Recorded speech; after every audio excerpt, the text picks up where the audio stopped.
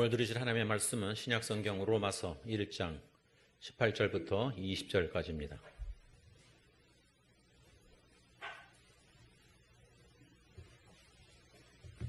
로마서 1장 18절부터 20절까지입니다. 하나님의 진노가 불의로 진리를 막는 사람들의 모든 경건하지 않음과 불의에 대하여 하늘로부터 나타나나니 이는 하나님을 알만한 것이 그들 속에 보임이라. 하나님께서 이를 그들에게 보이셨느니라. 창세로부터 그의 보이지 아니하는 것들 곧 그의 영원하신 능력과 신성이 그가 만드신 만물에 분명히 보여 알려졌나니 그러므로 그들이 핑계하지 못할지니라.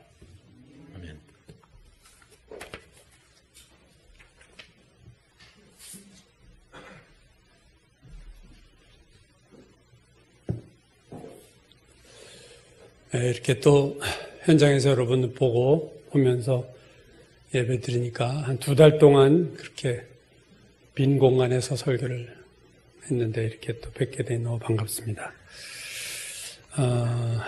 지난 주일에 로마서 1장 18절에서 마지막 절까지의 본문을 가지고 하나님의 진노에 대한 말씀을 여러분과 나눴습니다.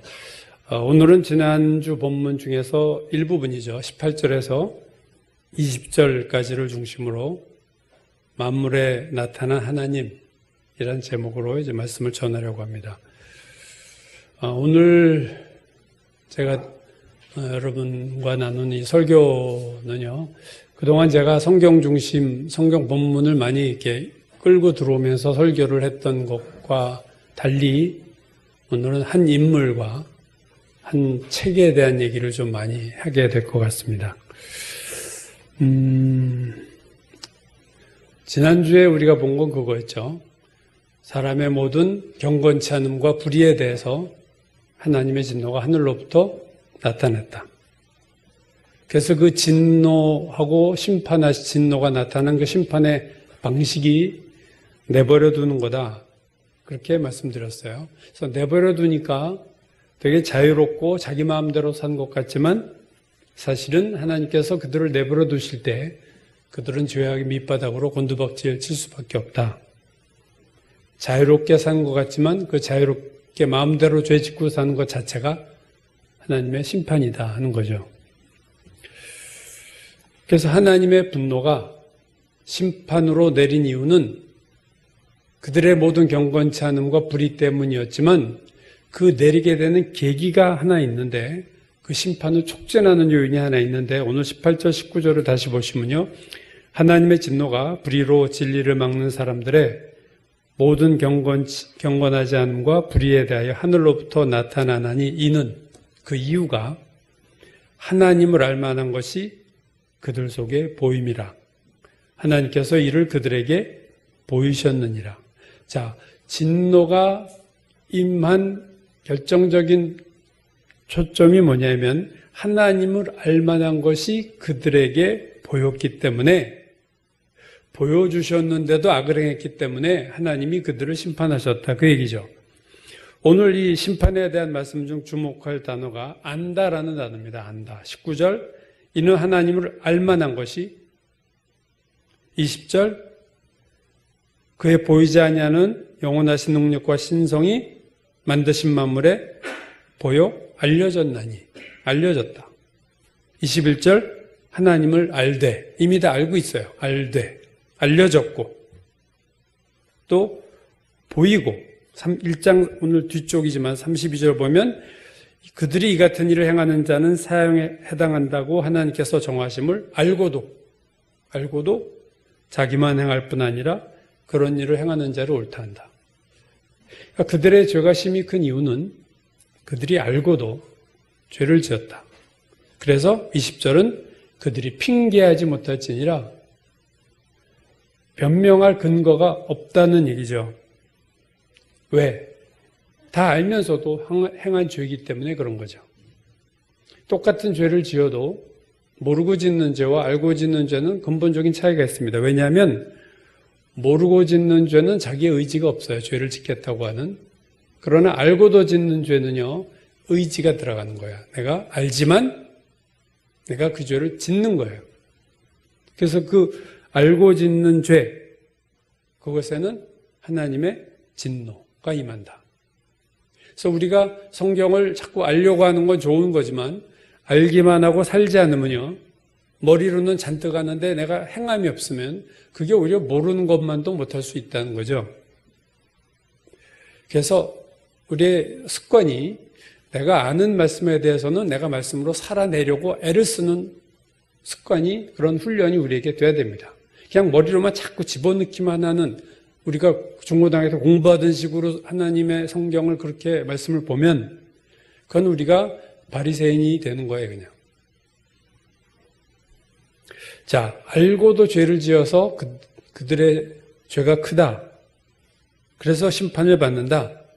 그렇다면 그들이 어떻게 하나님을 알았을까? 어떻게 하나님을 알게 됐을까? 오늘 19절, 20절을 다시 보면요, 또 다른 단어가 나오죠. 그 단어는요, 보인다는 단어입니다. 하나님의 진노가 불의로 진리를 막는 사람들의 모든 경건치 않음과 불의에 대해서 하늘로부터 나타나니 이는 하나님을 알만한 것이 그들 속에 보였다. 하나님이 보여주셨다. 보여주셔서 하는 거예요. 그들이 어떻게 하라는가? 하나님을 보여주셨기 때문에. 하나님께서 이를 그들에게 보이셨느니라. 19절에 두 번 나오죠. 보임이라, 보이셨느니라. 20절, 창세로부터 그의 보이지 아니하는 것들이 만드신 만물에 보여 알려졌나. 여기서도 보여 알려졌다. 보임이라, 보이셨느니라, 보여 알려졌나니. 이 19절에 보이다라는 그 헬라어 단어의 어원을 파고 들어가면요, 그게 빛이라는 단어예요. 라이트. 그러니까 하나님 이렇게 빛을 비춰주신 거예요. 그걸 계시라고 그러죠. 하나님 뭔가 빛을 비춰주셔서 그들이 안 거예요. 그들의 노력으로 안 게 아니라 하나님 보여주셨다. 그러면 어디에다 이걸 보여주셨느냐 할 때 오늘 19절이 이렇게 말씀합니다. 하나님을 알만한 것이 그들 속에 보인다. 그들 속에. 20절은요.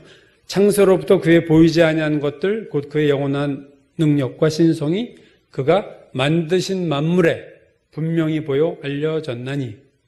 만물에 보인다. 그러니까 두 곳을 얘기하셨어요. 그들 속에 보이셨고 만드신 만물에 보이셨다. 그래서 오늘은 그들 속에 보였다는 부분을 가지고 제가 말씀을 나누려고 합니다. 그들 속에 보이셨다는 게 뭔가? 그들 속에 어떻게 보이셨는가? 여기에 대해서는 로마서 조금 뒤쪽에 하면 이제 양심 얘기가 나오는데, 양심도 보여주신 것 중에 하나지만 오늘 본문은 좀 다른 부분을 말씀드리려고 해요. 이 부분에 대해서는 사실 성경이 별로 얘기하는 게 없어서 성경이 아닌 다른 부분에서 제가 이 얘기를 좀 하려고 합니다. 오늘 제가 여러분에게 소개하려고 하는 인물은 여러분이 잘 아시는 인물이야. C.S. 루이스. 루이스의 친구인 바필드라는 사람이 루이스 안에는 3명의 다른 루이스가 있다 그랬어요. 첫 번째 루이스는 영문학 교수로서의 루이스. 옥스퍼드에서 30년간 교수를 했어요. 아주 공부를 잘했어요. 3가지 부분에서의 우등을 해가지고 졸업을 했어요. 트리플 퍼스트라고 해가지고요. 그래서 아주 뛰어난 학생이었고 영문학자. 두 번째는요, 나니아 연대기와 같은 작품을 쓴 문학가. 나니아 연대기가 여러분 루이스, C.S. 루이스 거죠. 영화 허도됐지만. 세 번째 루이스는요, 기독교 작가이자 기독교 변증가, 기독교를 변론하는 자로서의 루이스. 이 세 번째 루이스, 기독교 변증자로서의 루이스의 대표적인 명저가 순전한 기독교. 이 책이 20세기 최고의 베스트 기독교 서적 중에서 1위를 차지한 책이에요.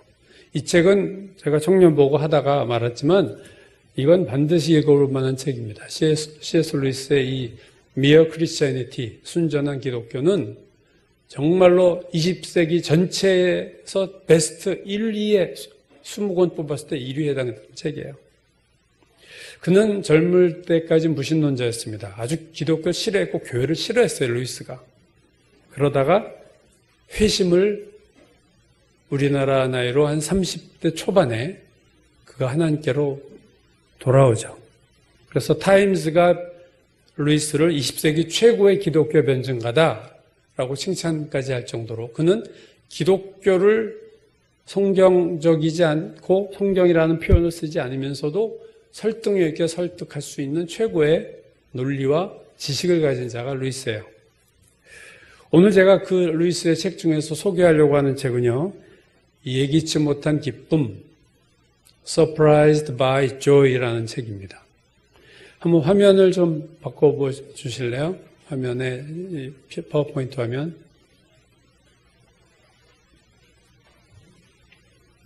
좀 늦게 바뀌죠? 하도 기계가 안 쓰다가 녹이 슬었나 봐요. 안 돼요? 안 되면 그냥 할게요.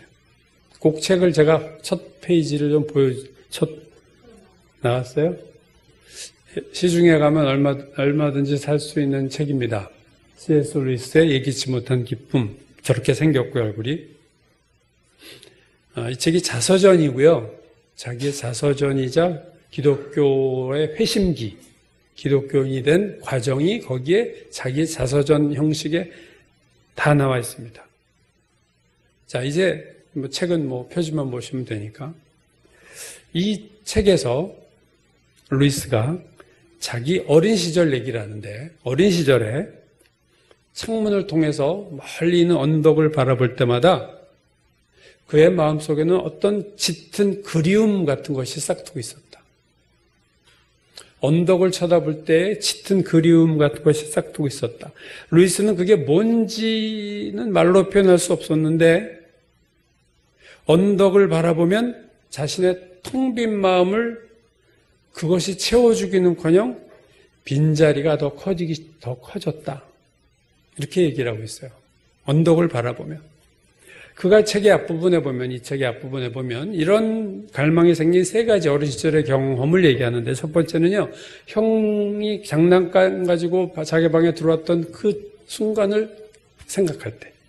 두 번째는 어떤 책을 봤을 때 갑자기 가을의 그 슬픔이 느껴졌을 때.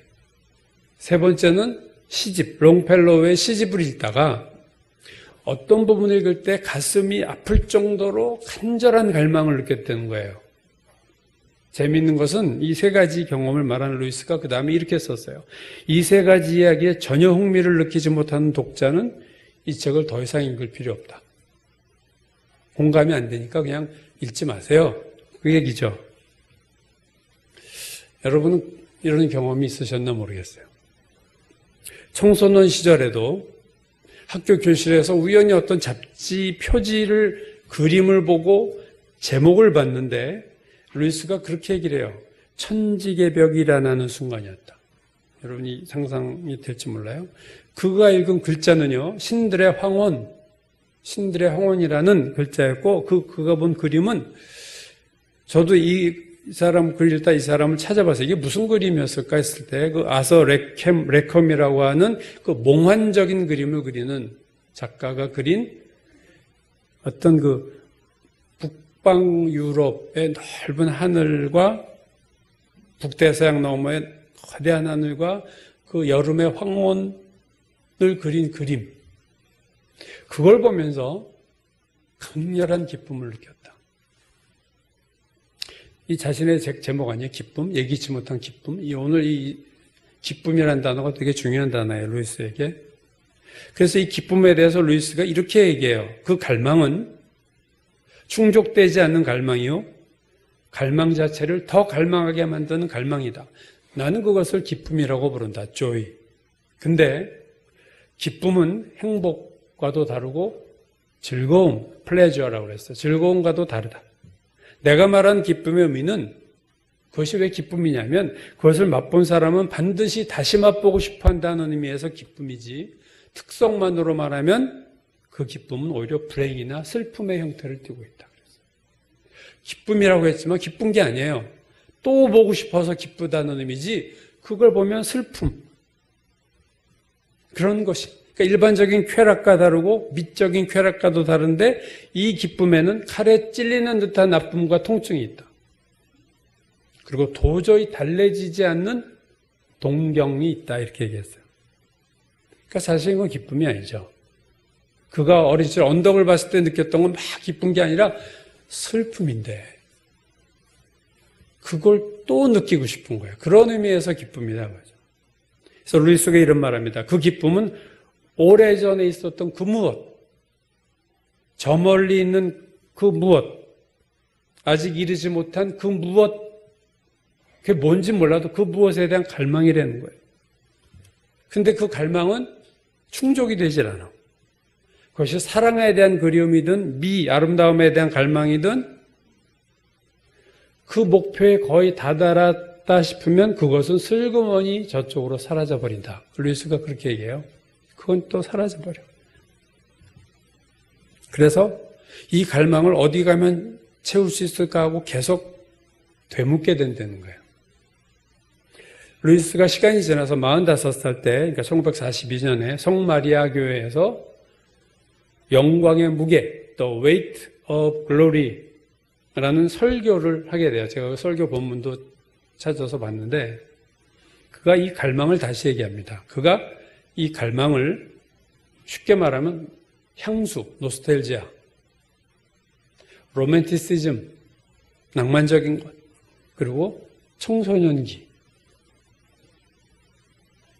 그러니까 우리의 삶에서 끊임없이 이게 나타나요. 그래서 루이스가 워즈워즈 그 시인을 비판해요. 워즈워즈는 그것이 그 갈망이 어떤 과거의 순간이라고 얘기했지만 사실은 그건 틀린 얘기고, 워즈워즈가 과거로 돌아갔다 하더라도 워즈워즈는 그것을 찾아내지 못하고 그냥 기억만 할 뿐이지 발견은 못할 거다.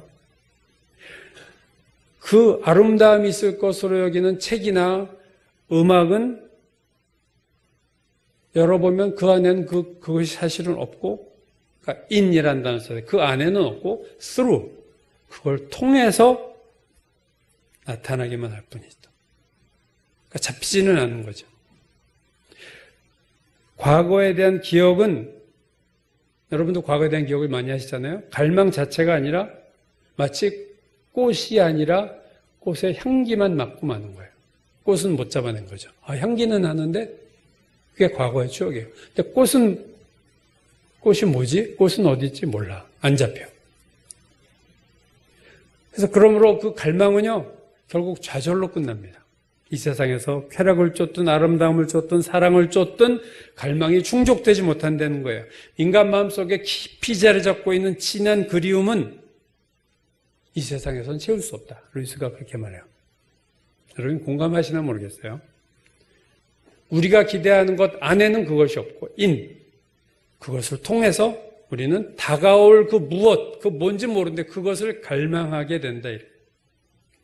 저는 이게 영국에만 있는 거겠어, 이런 현상이. 우리나라에도 있죠. 저는 우리나라 가곡을 보면 특히 이런 그리움, 어떤 그런 게 나타나죠.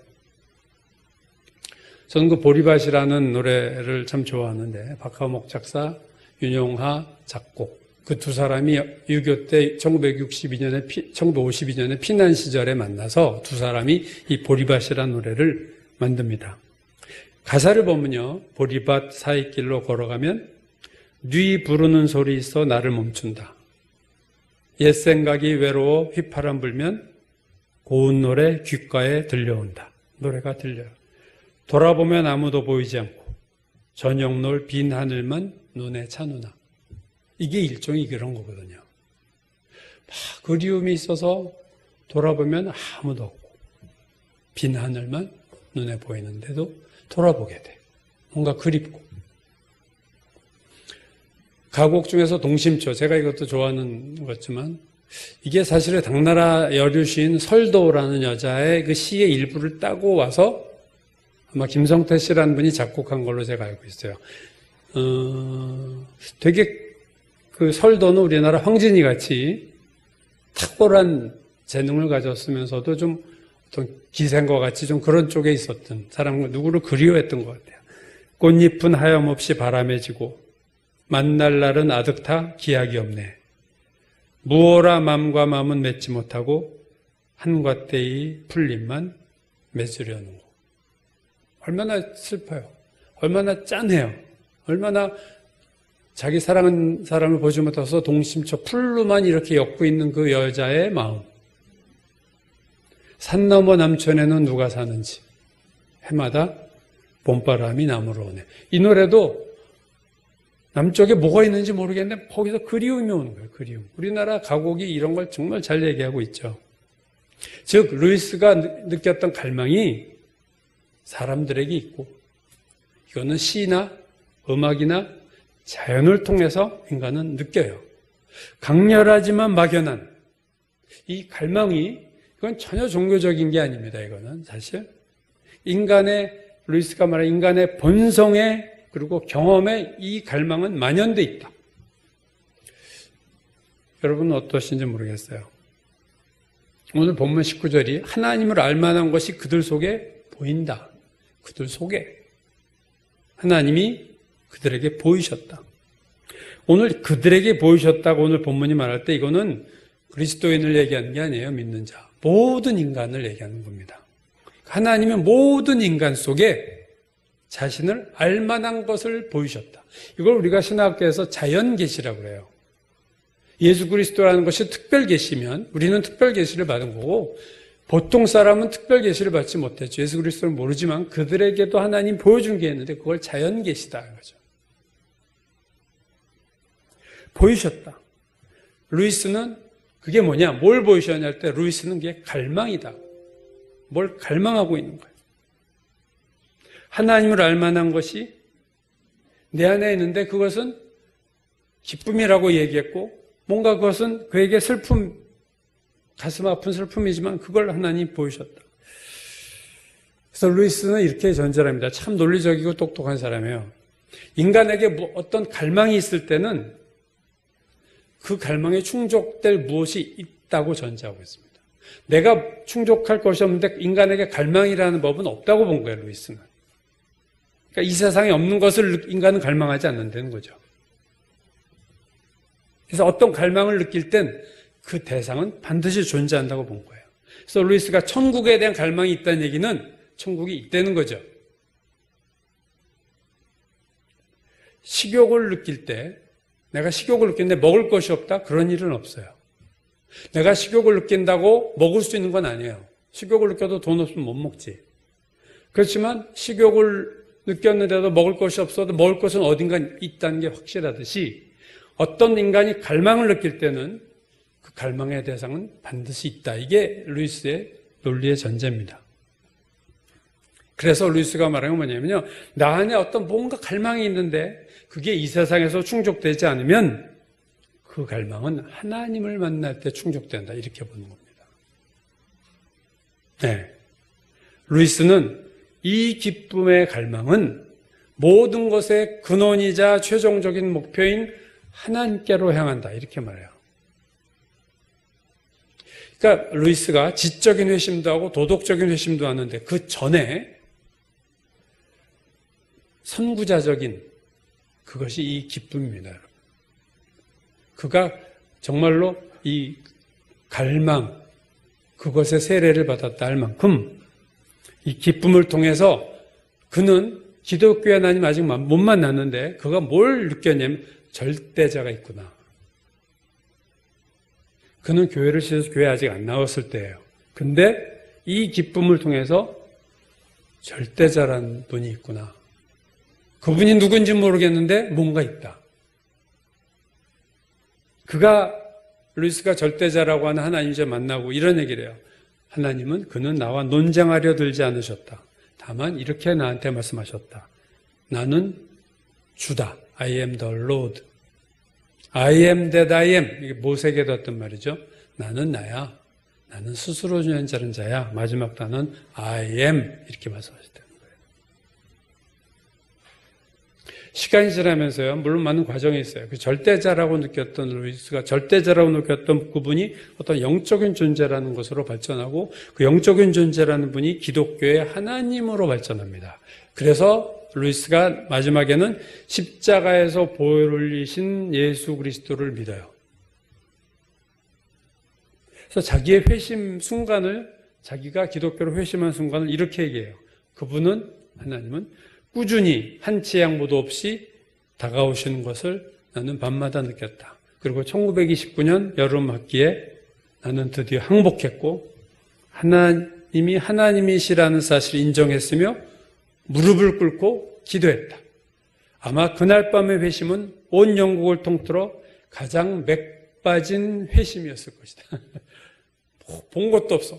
그런 극적인 회심이 아니라 그가 누적된 그 갈망에 대한 해답을 찾아가면서 하나님, 제가 인정합니다. 이렇게 했기 때문에 남이 볼 때는 쟤 왜 저래 갑자기? 갑자기로 보이지만 갑자기가 아니죠. 그러면 루이스가 이 세상에서 충족되지 않은 갈망이라고 표현한 것을 어거스틴이 유명한 말을 했죠. 주여, 당신은 우리를 지으실 때 당신을 위해서 지으셨으므로 우리의 영혼은 당신 품에 돌아가 안식하기까지는 쉬지 못하나이다. 어거스틴이 말한 것과 같은 얘기를 한 거예요. 우리 안에 하나님께로 돌아가기 전까지는 뭔가 안식이 없고 뭔가 빈 곳이 있고 뭔가 허무함이 있고 뭔가 공허함이 있어요. 언제까지요? 하나님께로 돌아갈 때까지. 왜? 우리는 그렇게 만들어졌으니까. 하나님 우리를 그렇게 만드셨으니까. 루이스가 갈망이라고 얘기했어요. longing, 영어에서. 여러분 노벨 문학상을 받은 T.S. 엘리어트 4개의 사중주라는 그 시에 보면은요. 그 T.S. 엘리어트는요. 다른 단어로 쓰고 있어요. 그것을 노스텔지아 이렇게 얘기합니다. 향수라고 얘기합니다. T.S. 엘리어트는 느낀 거예요. 그는 걸 노스텔지아로 얘기했고 루이스는 갈망이다. 그리고 그러니까 이게 보편적인 거고 우리 모두가 경험하는 거예요. 여러분도 아마 경험 전 하셨으리라고 생각합니다. 그런 의미에서 제가 제 얘기를 좀 하면요. 저는 어린 시절에 어머님이 직장 생활을 하셨어요. 그래서 집에 오면 집이 늘 텅 비어 있었습니다. 전 그게 되게 싫었어요. 밥이 다 내가 차려 먹어야 되고 그래서 집에 오면 늘 혼자야. 그래서 늘 나갔어요. 그래서 그때는 동네에 요즘 그런 일 볼 수 없는데 우리 때는 나이가 6, 7살 상하까지는 모여서 막 놀았어요. 제가 얼마나 놀길 좋아했는지 저녁 밥도 안 먹고 놀다 10시에 들어오면 벌로 밥 굶겨 먹어가지고 벌 쓰고 무릎 꿇고 있고 그래도 내일이면 또 좋아서 또 밤중 11시, 10시, 11시까지 안 들어와요. 집에 가면 이제 못 나가니까. 노는 게 너무 재밌으니까. 집에 가야 뭐 혼자인데. 저녁 때야 돼야 식구들 들어오고. 그게 싫었어요. 친구들하고 놀지 않을 때는요, 저는 이렇게 두루눠서 낮에 뭉게구름 같은 하늘을 한 2, 30분 이렇게 쳐다봐요. 우리 가족도 모르는 얘기예요, 사실. 하늘을 쳐다보면 구름이 계속 모양이 바뀌잖아요. 그걸 이렇게 보면서 망상을 하고 있었던 거죠. 저녁에는 끊임없이 달과 별을 쳐다보고 한 30분 그런 시간을 제 경험에 되게 많이 가졌던 기억이 납니다. 중고등학교 시절에 저희가 그때 그 도림천이 있는 가끔 침수되는 데죠. 그 신도림동에 살았는데 주택 단지가 생기고 저희 아버님이 거기에 집을 하나 사셔서 이사를 갔어요. 중1 때. 근데 그 언덕을 주택단지 바로 옆이 뚝인데 도림천 뚝이 쫙 길죠. 올라가면 그 너머 강이 흐르고 해질 때 석양이 너무 멋있어요. 제가 중학교 때 집에 와서 가방 놓자마자 석양이었으면 저는 무조건 그리로 달려갔어요. 그래서 지는 석양을 바라보면서 한 30분 앉아있어요. 웬 청승인가 할지 몰라도. 그게 너무 좋았어요. 노을 지는 것을 바라보면서 앉아있는 그 시간이 공허한데 오늘 루이스가 느껴서 저는 너무 공허합니다. 가슴이 아린데 또 보고 싶어. 내일이면 그 노을을 또 보고 싶어. 그게 중고등학교 때 저의 기쁨이었습니다. 집에 가면 거기서 한 30분 해질 때까지 기쁨이라기보다는 가슴 아픔과 슬픔이 배어있는데 묘한 중독증이 있는 또 보고 싶은 그 저녁, 그 뚝에서 보여있는 그 아슬한 그 저녁 노을. 또 제가 사춘기 때 저희는 위로 누님이 셋이에요. 제가 막내인데 집에 있으면 늘 라디오가 틀어져 있고 늘 팝송이 나왔어요. 제가 팝송을 일찍부터 알았던 이유가 누님들 덕이에요. 최동욱의 3시의 다이얼, 임국희의 한밤의 음악 편지. 그때 이종환이라고는 유명한 DJ가 있었어요. 별이 빛나는 밤에. 지금까지 한다고 그러죠. 별이 빛나는. 제가 밤마다 그거 틀어놓고 공부가 될 리가 없지. 잡념이 얼마나 많았는지 몰라요. 그걸 들으면서 내가 공부를 했어요. 라디오 틀어놓고 그 팝송이 울려 퍼지면요. 뭔가 저녁 노을 보는 것과 비슷해. 가슴이 막 아렵고 뭔가 그리움이 생기는데 공허해. 이게 여기서 채워지질 않아. 근데 또 듣고 싶어. 중독이죠. 중고등학교 시절에 제가 무협지를 탐독했습니다. 주말이면 도서관에 가서 무협지 시리즈 대여섯 권을 다 읽어버리고 왔어요. 한 300질, 300권, 그러니까 300질이니까 뭐 한 엄청나게 무협지를 많이 봤어요. 근데 제가 특별히 한 작가의 무협지를 많이 좋아했습니다. 그 이유는 다른 무협지는 재미가 없는데 그 작가는요, 그 무협지에서 상상력을 키워줘요. 신비스러움을 갖다 주고. 그래서 그 무협지 읽고 나면요, 뭔가 짙은 그리움이 생기고 뭔가 아쉬움이 남아요. 그래서 그 무협지를 또 보게 되고. 그것이 무협지든 음악이든 저녁 노을이든 밤하늘의 별이든 달이든. 이러한 그 감정에 대해서 저는 그 감정을 되게 부정적으로 봤어요. 그것 때문에 내가 공부가 집중이 안 됐거든요. 암기가 뭐기 점수가 형편없었어요. 그래서 이거 다 세상적인 거고, 지금 신앙이 생긴 이후로, 다 쓸데없는 거였다. 이게 쓰레기 같은 데서 내가 살았네. 그랬는데, 1990년대 초에, 유명한 알리스터 맥그레스라고 하는 유명한 목사님이자 영국의 기독교 변증가고, 그 사람 책이 우리나라에 되게 많이 번역됐어요. 그 사람 대단한 사람입니다. 그 사람이 책을 하나 썼는데, 90년대 초반에 났어요. 우리나라. 위대한 기독교 사상가 10인. 10명의 위대한 기독교 사상가라는 책을 썼는데 그 10명의 사상가 중에서 어거스틴도 있고 칼바르트도 있고 마지막에 있던 10번째가 C.S. 루이스였어요. 근데 그 제목이 뭐냐면 하나님을 향한 갈망. 눈에 번쩍 떴어요. 그래? 이게 뭘까? 그래서 그 C.S. 루이스의 책을 그때 제가 처음 접했는데 저는 일종의 전율을 느꼈습니다. 그 책을 보면서. 왜냐하면 이 사람이 내가 어린 시절에 느낀 그 감정을 다 얘기하고 있어요. 난 그걸 얘기하는 사람을 처음 봤어요. 더 놀란 것은 이러한 그 갈망의 대상이 하나님이라고 말할 때는요, 저는 숨이 멎는 것 같았어요. 내가 그렇게 그리워했던 분이 하나님이었어? 내가 그렇게 만나지 못해서 늘 공허했던 분이 하나님이었어? 눈물이 핑 돌았어요, 그때. 저는 루이스처럼 제가 느꼈던 이 갈망, 공허함, 이걸 정확하게 찝어서 설명하는 분은 지금까지도 전 루이스 외에 없어요. 대단한 그 상상력과 대단한 감성이 풍부한 사람이구나. 자연을 볼 때 아름다웠지만 슬픈 감정, 기쁨을 주지만 늘 공허했던 그 마음, 그 공허함이 하나님을 향한 것이었다는 것을 저는 루이스를 통해서 알게 됐습니다. 재미나는 것은 이 얘기치 못한 기쁨, 이 책의 마지막 페이지의 마지막 부분이 이렇게 끝나요. 참 이 사람은 반전의 대가예요. 결론적으로 루이스가 이렇게 말합니다. 그 책의 끝에서 이 책의 주제였던 기쁨은 어떻게 되었을까? 자기가 테크 얘기해놓고 이 책의 주제였던 기쁨은 어떻게 되었을까? 사실대로 말하자면 나는, 루이스는 그리스도인이 되면서 그 주제에 대해서 거의 흥미를 잃어버렸다. 여태 다 그렇게 해놓고선 나 그거 관심 없어. 그렇게 얘기를 합니다. 기쁨의 경험은 바깥에 있는 무언가 다른 것을 가리키는 지시봉의 가치만을 가지고 있을 뿐이야. 그 이상이 아니야. 표지판을 처음 찾은 사람은 저기 있다고 소리를 친다. 그렇죠? 그러나 길을 발견하게 되면 더 이상 표지판은 들여다보지 않는다. 그 기쁨이 표지판이었다는 거예요. 그것 때문에 내가 하나님을 찾았지만 하나님 만난 다음에 이제 그건 쳐다볼 필요도 없어. 이제 관심 없어. 일단 이 길에 들어선 사람은, 하나님을 향한 길에 들어온 사람은 표지판의 기둥이 은이고 글자가 금이라 하도 지체하지 않는다. 우리는 예루살렘으로 가고 있기 때문이다. 참 말이 멋있어요. 우리는 발견했어요. 이제 예루살렘으로 가고 있기 때문에 그 표지판에 글자가 금이고 기둥을 은으로 해도 관심이 없다. 그러면서 마지막 문장이 이거예요. 물론 아직도 길가에 하찮은 것들을 들여다보느라 발걸음을 멈출 때도 아주 없지는 않다. 이게 마지막 문장입니다. 가끔 그렇지 느끼지 그러나 이젠 별로 들여다보지 않고 지금 하찮은 거야. 저는 지금까지도 이 경험을 되풀이하고 있는 게 뭐냐면요. 제가 운전을 하면서 음악을 여러 종류를 했었죠. 가곡도 있고 팝송, 올드팝이죠. 요즘 팝송하고 다를 거예요.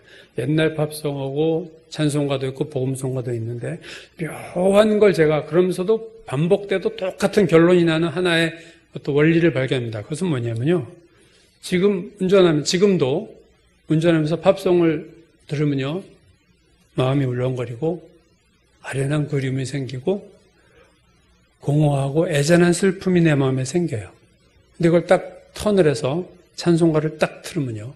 그게 다 사라지고 완벽한 평안이 와요.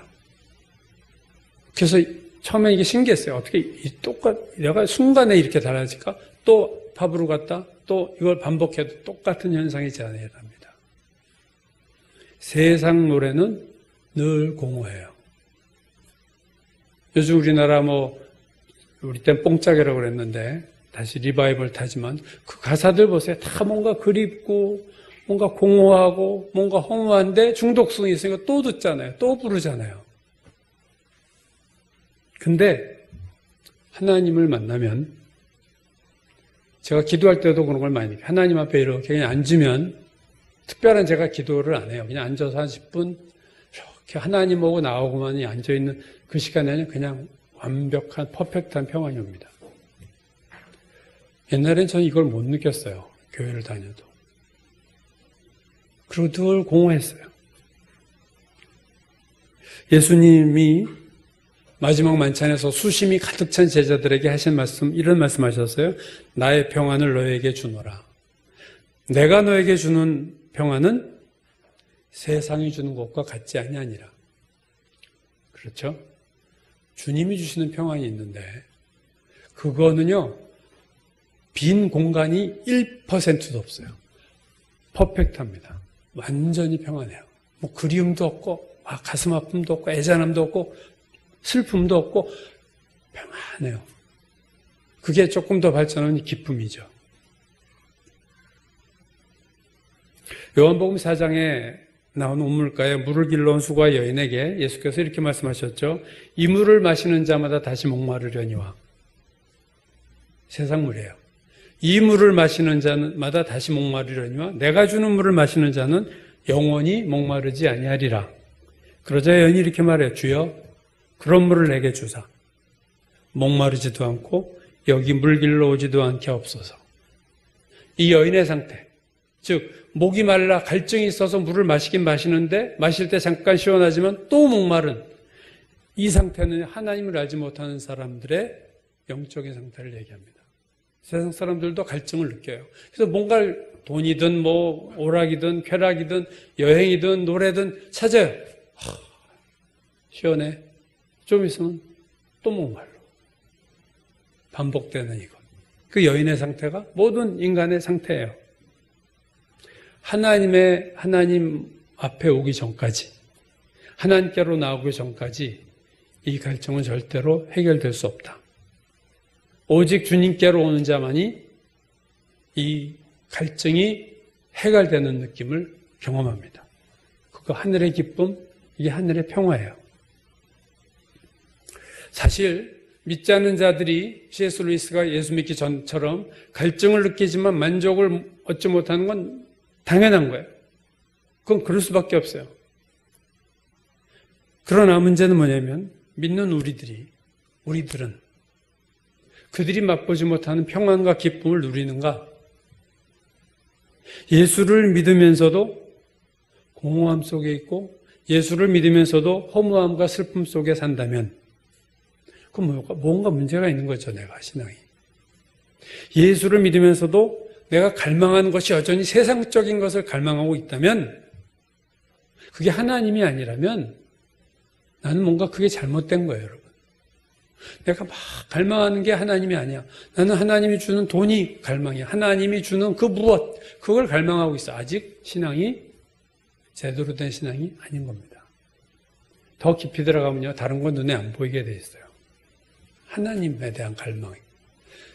세상 사람들은 자연 계시, 자연을 통한 계시를 받죠. 우리는 특별 계시를 받은 자 아닙니까? 예수 그리스도 안으로 이제 들어온 자들은 그들이 느끼는 것과 더 비교할 수 없는 평안이 우리에게 이미 주어진 거예요. 우리가 느끼지 못하면, 그걸 알지 못하면 우리가 잘못된 거죠. 시편 42편 기자가 이렇게 고백해요. 하나님이여 사슴이 시냇물을 찾기에 갈급함 같이 내가 내 영혼이 주를 찾기에 갈급하나이다. 여러분, 이런 갈망이 있어야 돼요. 모르는 자들의 갈망을 넘어서서 하나님을 알지만 더 깊이 알고자 하는 그 갈망이 이제 특별 계시까지 받은 우리에게 그러한 갈망이 있어야 되는 거예요. 시편 130편 또 이렇게 말하죠. 파수꾼이 아침을 기다림보다 내 영혼이 주를 더 기다리나니 참으로 파수꾼이 아침을 기다림보다 더 하도다. 이 갈망이 얼마나 큰지, 파수꾼이 아침을 기다리는 갈망에 비교할 게 어디 있어요? 그것보다 내가 더 크다. 사슴이 시냇물을 찾는 갈망보다 나는 더 주님을 찾습니다. 하나님 오늘 우리에게, 이미 그리스도 안에 들어온 우리에게 원하시는 것은 이 갈망을 찾아 나에게 오라 그거예요. 특별한 그리스도인들이 이런 갈망을 느끼는 게 아니라 정상적인 그리스도인이라면 이런 갈망을 느낍니다, 여러분. 그리고 정상적인 그리스도인은 이 갈망의 충족을 경험하게 돼 있어요. 내가 예수를 믿고도 아직 이러한 기쁨, 이러한 평안, 완벽한 하나님 주시는 은혜를, 평안을 누리지 못하면 나는 뭔가 더 나가야 될 부분이 아직도 많은 겁니다. 믿지 않는 자들도 정직하게 그 갈망을 구할 때 절대자를 만나게 하시는 하나님이라면 이미 예수 그리스도의 아버지 하나님을 만난 우리들이 하나님을 갈망할 때 하나님은 더욱더 우리를 만나주지 않겠습니까? 예레미야 29장 13절에서 하나님이 이렇게 말씀하세요. 제가 이 구절은 대학교 1학년 때 기도원에 올라갔던 그 붙잡고 간 성경 구절이기도 해요. 예레미야 29장 13절 너희가 온 마음으로 나를 구하면 나를 찾을 것이요 나를 만나리라. 너희가 온 마음으로 나를 구하면 그냥 대충 있나 뭐 툭 찔러보는 게 아니라 온 마음으로 나를 구하면 나를 찾을 것이요 나를 만나리라. 제가 대학교 1학년 때 인생이 너무 힘들어서 어린 것이 보름 동안 기도원에 가 있었어요. 이 구절 가지고 그래? 하나님 이렇게 말씀하시지 않았어요? 제가 이거 믿고 가니까 저 만나주세요. 해가지고 보름 동안 기도원에서 먹고 자고 하면서 일주일은 아무도 없는 기도원에 일주일은 집회 기간 동안에 제가 하나님을 찾다가 그때 하나님을 체험합니다. 여러분 이런 갈망이 있으셔야 돼요. 그리고 갈망이 있다는 것은 반드시 그 필요가 충족된다는 거예요. 하나님 충족시킬 수 있다는 거예요. 세상적인 갈망을 넘어서서 하나님의 영원 더 본질적인 갈망이 저와 여러분에게 더 새롭게 일어나도록 기도합니다.